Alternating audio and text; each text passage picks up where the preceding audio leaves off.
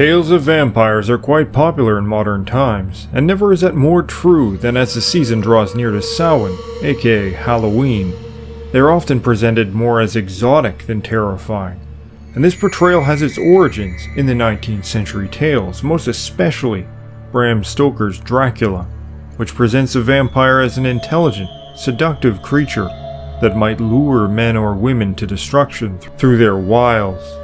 Dracula is able to live the life of a Transylvanian lord while being a vampire. But where do these 19th century stories of Dracula and vampires come from? Were titillating stories of these Romanian vampires literary inventions, or do they have a more ancient origin? Scouring tombs and tomes of medieval and ancient Europe, I will attempt to find the true origin of the vampire. Hi friends, I'm Kevin McLean. Don't forget to like, subscribe, and consider supporting the channel through Patreon or PayPal. 1,000 thanks to all of my supporters. Bram Stoker, a great Irish writer, is most famous for popularizing the more modern conception of the vampire with his depiction of Dracula. Making very tenuous connections to Vlad the Impaler, the reality is that Bram Stoker's Dracula was based almost entirely on Bram's own imagination, not any historical figure. Bram had spent extensive amounts of time studying Eastern European folklore in preparation for writing his novel. Many texts had been circulating Europe since the 17th century, dealing with the question of vampires, with even the famous philosopher Voltaire weighing in on the existence of the creatures.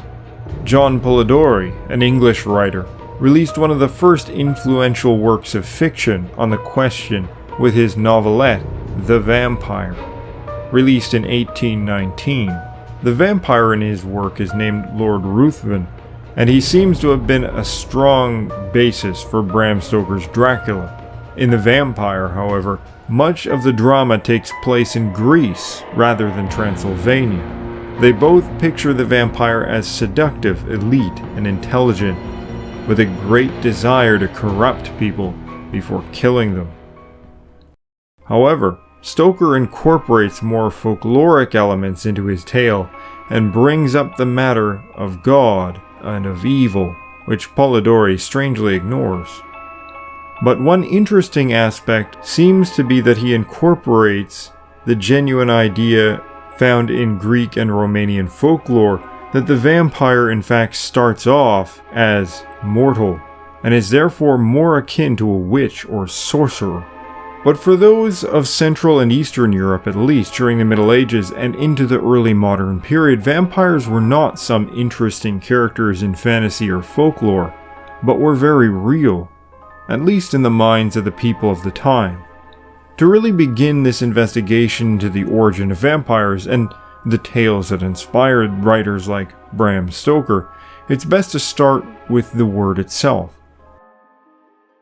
Vampire isn't a Romanian word, something which may be a surprise to some. The word for vampire in Romanian is actually strigoi, a name likely going back to the Greek strix, meaning screecher, referring to a screech owl, but in antiquity also referring to an ill-omened bird or a witch, giving us our first clue to ancient continuity. But the term vampire is actually derived from Slavic, and it is found for a word for a creature akin to a vampire in most Slavic languages, appearing as upir in Russian, and something similar in most others. Some have claimed that it was actually a Turkic borrowed word, but recently this theory has been largely discarded. It might have even been the other way around, where Tartars borrowed the word ubir to refer to a witch. It appears to be of Proto-Slavic origin, meaning something like flyer. And we can then look at the Romanian, Roman, and Greek stigoi, and how it refers to the owl, but in some cases also to a witch or a vampire. So vampire likely refers to a flying creature, and the stigoi also refers to a flying creature, specifically an owl. And so both of these, although different words, likely come from a very similar origin. We can compare this to the similar Volkula in English, meaning the werewolf, from Volk, meaning wolf, and Dolk, meaning a pelt or hair, so wolf pelt or wolf fur. A slightly different construction, but with exactly the same meaning as Germanic werewolf, showing that this idea had an Indo-European root. In contrast, the vampire appears to be linked to sorcery and witchcraft. In some European cultures at least, a similar shared idea may have existed about a creature that took the form of a deadly nighttime bird. One important concept about the vampire in several iterations is that it consumes human blood or human flesh. Our most ancient sources that deal with the dead's need for blood is none other than Homer. In the Odyssey, Odysseus must travel to the land of the dead to obtain knowledge from the deceased seer, Tiresias. He likewise speaks to the ghost of his mother, Achilles, and Agamemnon. Before speaking to him, they must be allowed to drink the blood of a goat he has emptied into a pit. The blood gives strength to the spirits to recall their life and to speak with him, and they greatly desire it. It is in fact the blood which draws them there, like moths to a flame. Only Tiresias is able to recognize him and speak before drinking the blood, due to his exceptional abilities. The vampire likewise must consume blood to maintain its strength. This was not only a literary practice. Chthonic blood sacrifices were occasionally made to dead heroes, typically at the site of their graves at night. There was a widespread belief across ancient Europe that the dead still required food. The Bell Beaker Indo-Europeans were burying people with food as early as 2400 BC. The purpose of this food is sometimes thought to be symbolic, but if we look at the ancient beliefs and folklore that comes down to us, even from much later times, it's very likely that this food had a real purpose intended for consumption by the deceased person or their spirit. Romans would later leave cakes, grains, or give milk to deceased relatives, and it was thought their spirits were nourished in some way by these offerings. In some more extreme examples, there are holes bored through stones that cover the entrance to some tombs. In Ireland, we know from medieval accounts that sometimes food was actually passed through these holes as offerings to the dead within. From this general idea of pacifying the hunger of the dead, we don't have far to go to understand the origin of the vampire.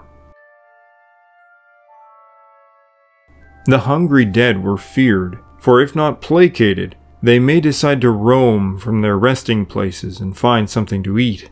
While the scene from the Odyssey concerns spirits, though exactly how spirits can consume blood is something of a mystery, there are figures like the Norse Draugr and various scenes from Gaelic tales which show the belief that the corpse itself rises and walks again. They dwell in barrows, and they have the potential to leave them. Like vampires, the Draugr can shapeshift often into the form of a seal. They are able to enter people's dreams and prefer the night, though are not harmed by the daylight, and we will see neither are vampires. To destroy the Draugr sometimes requires it to be wrestled back to its grave or to be beheaded, as found in many later vampire tales. They were conscious, intelligent beings, not zombies, but they were attached to the physical corpse of a dead person. How ancient some of these beliefs are is impossible to say, but we do know with certainty that they, at the very least, predate any written records, and may even shape burial practice. Why is it that many were kept in sealed tombs beneath stones? Status certainly played a role, but the nature of the burial also serves as a type of prison for the corpse, more secure than simply earth. Sometimes strange practices have been uncovered, such as people buried face down, bound, or with heavy stones placed upon them, or even jammed into their mouth after death, showing a fear that these dead bodies may still pose some kind of threat. Roman and Greek sources say that Germanic and Celtic people used to go to the grave mounds in order to commune with the dead. They would sleep upon the mounds and receive dreams or visions from dead persons interred within, something reflected in some of the Old Norse sagas. The god Odin also communicates with the dead seers to obtain prophecy, for just like in the tale of Odysseus, the dead possess greater knowledge of things that have been and things that have yet come to pass. The dead possess great knowledge, and so the highly intelligent vampire is not an anomaly, but in keeping with similar beings across Europe. The oldest Samhain or Halloween tale known from Ireland is that of Nera, who is dared to go in the middle of the night and put a loop around the foot of one of the hanged men who are still swinging from a tree outside. Criminals executed likely as part of a ritual sacrifice held the day before. Agreeing to the challenge, he does this, but the dead man speaks to him, demanding that he be carried to a nearby house for a drink. Nera has no choice but to comply, and when the dead man reaches the house, he drinks from all the buckets of water and slop that is within. Then he spits it into the mouths of the sleeping people inside, killing them with the drops of water from his lips. The tale says this is why one should never keep basins of water, slop, pails, or fire without sparing once you have gone to sleep, for the walking dead may well enter your house and use it to kill you. Unfortunately, there isn't much we can do with modern toilet design. Maybe ensure you close the lid on that thing before sleep, especially on Samhain. With Draugr and the Gaelic revenants, there is a sense that they spread disease and sickness, death perhaps linked to the corruption and uncleanliness of the dead. Knowledge of germs is modern, but ancient peoples were aware that unclean things were associated with sickness and death, and various ritual practices also came to express this. The idea of purifying oneself from wrongdoings is often carried out with some type of physical cleansing ritual in pagan traditions. Even in Christianity, the baptism with water symbolizes this ritual cleansing, which removes one's sins. Evil manifested in various forms spread disease. Sickness often became worse at night, in the dark. Flu season begins with the onset of winter and longer periods of darkness. Crops die off in the winter, the sun loses its strength in the winter, and so all of these things get linked and form the basis of a dualistic notion of the cosmic cycle. Though the vampire may have had similarities to these other European undead beings, they also had their particularities. The Greek name for the vampire is Vrikolakas, but this is not Greek in origin but Slavic, but it doesn't actually mean vampire. Vrikolakas has the same origin as Volkolak. It means werewolf, not vampire. Confused?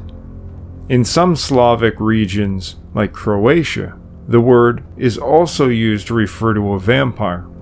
This is likely due to a similarity between both, which we postulated earlier when looking at the etymology. One figure associated with owls and flight, and another with wolves. In later times, in some places, these separate figures become one, or mixed and matched. This shows up in some vampire literature where vampires are said to also transform into wolves and bats, effectively combining both werewolf and vampire into a single creature. The Greek vampire also does not drink blood specifically, but will devour human flesh. They also appear linked to the spread of disease or plague, unexplained ailments, or sudden death, as in fact many vampires are. Historical accounts of vampires from Moravia, now part of the Czech Republic, say that they might appear to people they knew in life shortly after their death, and the person who saw them would die within a few days. If their bodies were dug up, they would still appear soft, colorful, and undecayed, but would smell terrible. If someone was suspected of being a vampire, the body was dug up, examined, and if they were undecayed, they would be beheaded, staked through the heart, and then burned.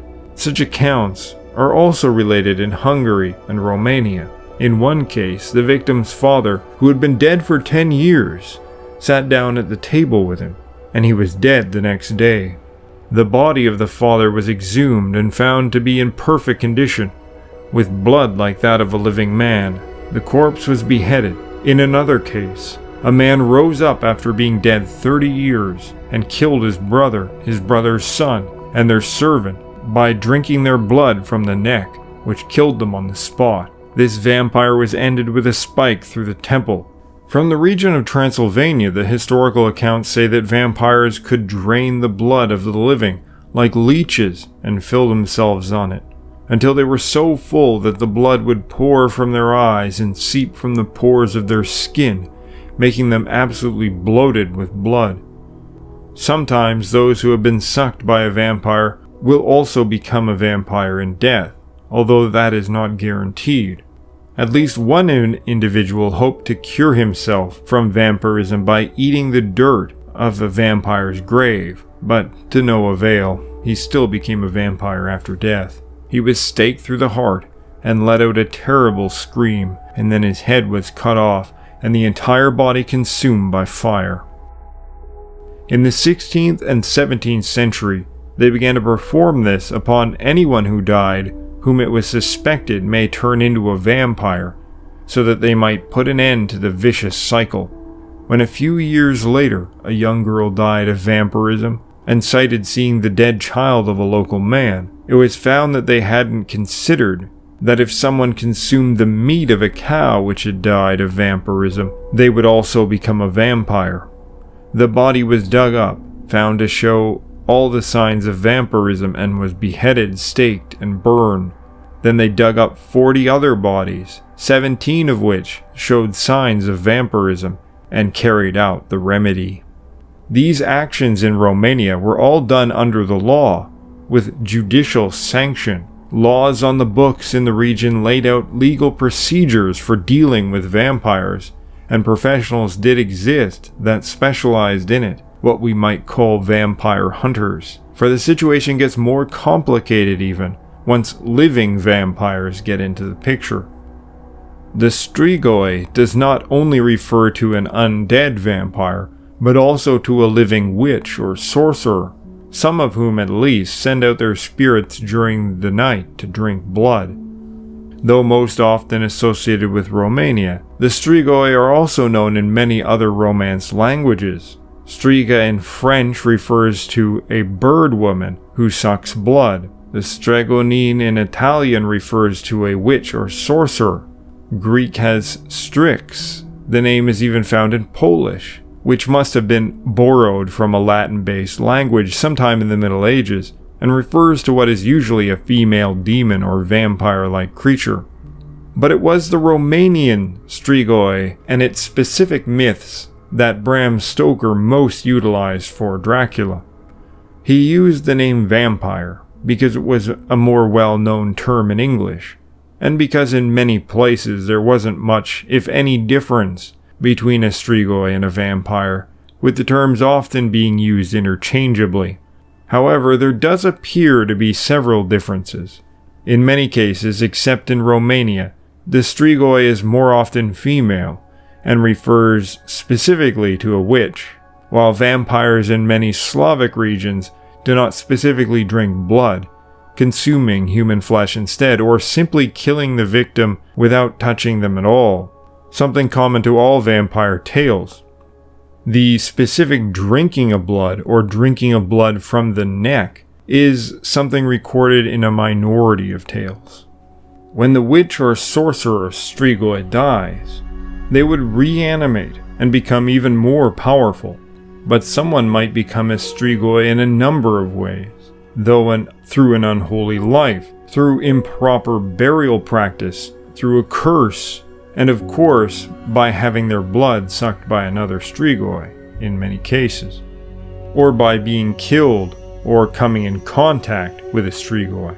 Male vampires in Balkan countries were also thought to seek out the love of women, motivated by strong sexual desire, a theme that comes up in Dracula and even earlier fictional vampire tales.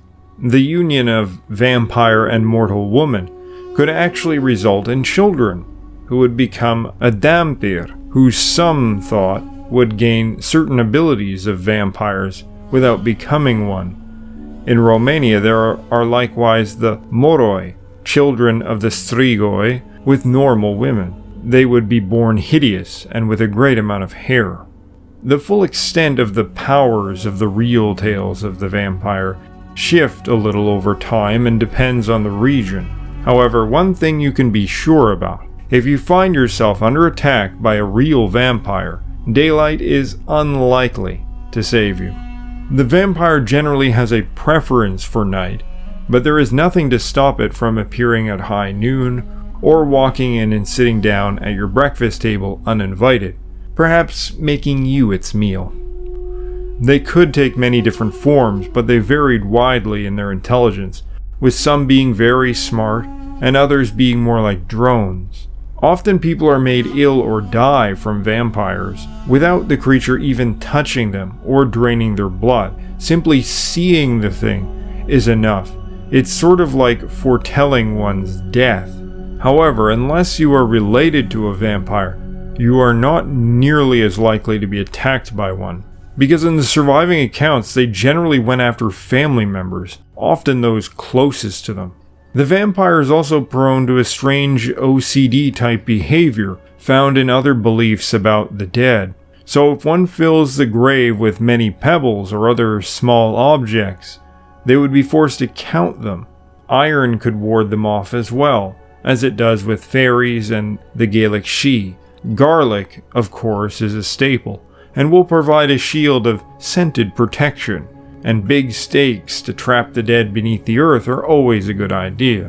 One thing that I do not believe was ever fully worked out, however, is if the vampire truly rose from its grave, the soil would clearly be disturbed. How the vampire gets out and then returns to its grave again is very mysterious. This led to some postulating that they took the form of mist to get into and out of their graves. All of these curious abilities make the vampire something between a ghost and a ghoul. It isn't entirely physical, and yet at the same time it is physical. This point was one avenue of criticism that skeptical church officials and scholars used to try and debunk the obsession with vampires that exploded in the 17th and 18th century. The Catholic Church at the time seems to have largely denied the existence of vampires, calling the belief in them pagan superstition. In my own view, it seems that the idea of the vampire becomes conflated in some cases with the idea of a witch, establishing some unique characteristics but largely being influenced by the Slavic vampire. Romania is nestled among Slavic speakers and was ruled by various Slavic groups from time to time. Vlad the Impaler, often brought into connection with Dracula, is a good example of this, because his name Vladimir is clearly of Slavic origin, as are many other Romanian names. But the Strigoi, although their name originates from Roman Strix, linked to the murderous witch and the ill-omened owl, but this has been combined with the Slavic undead vampire, which was perhaps earlier on much more like the Norse Draugr and other such beings in European myth. And I think at least some of the deaths attributed to vampires appear more likely to have been caused by diseases. But why were people suddenly obsessed with vampires at this period of time? Because this was an exceptional circumstance. My hypothesis of why there was suddenly in medieval Europe this obsession about vampires had to do with the hungry dead. And that is that the dead were no longer being fed. People used to routinely leave offerings to their ancestors. They would visit their grave sites, pour libations for them, leave them small cakes or other things. But the church did away with these practices. Practices that had gone on in European peoples for thousands of years. And this cultural change might have caused great anxiety about the state of the dead and about how the dead thought about and would treat the living. And this is in fact why the dead always appeared to the relatives, because it is those loved ones who felt a kind of fear, trepidation, guilt even, so that the dead were not able to rest in peace, at least in the minds of their loved ones. Many people were convinced in the reality of vampires, so much so that they would dig up the graves of their relatives, cut off their heads, drive stakes through them. It is a gruesome task which someone isn't going to undertake easily. Some believe that the idea of the vampire began with people being buried alive. It is also the case that when people die or are killed on battlefields, their nerves and the contraction of muscles can sometimes cause them to sit up or move slightly, something terrifying to witness, very likely connected to the idea of the walking dead. Perhaps there are some vampires out there, but likely the majority of these past cases were the result of an idea and conviction that spread among people far more than vampirism itself. They became obsessed with this idea. It is a frightening warning about how far everyday people are willing to go to enforce an idea, dogma, belief, or ideology which has taken hold of their mind. Time and modernity has not made man more rational thinkers, but rather that he cloaks irrational beliefs in the guise of science or progress or any number of other things which he treats no differently in practice than those who dug up the graves of their fathers to cut their heads off and prevent another vampire attack. But what do you think? Are the vampire legends true? Let me know in the comments below, and be sure to share your vampire stories with us all. Don't forget to give a like, thumbs up, subscribe, and as always, stand tall.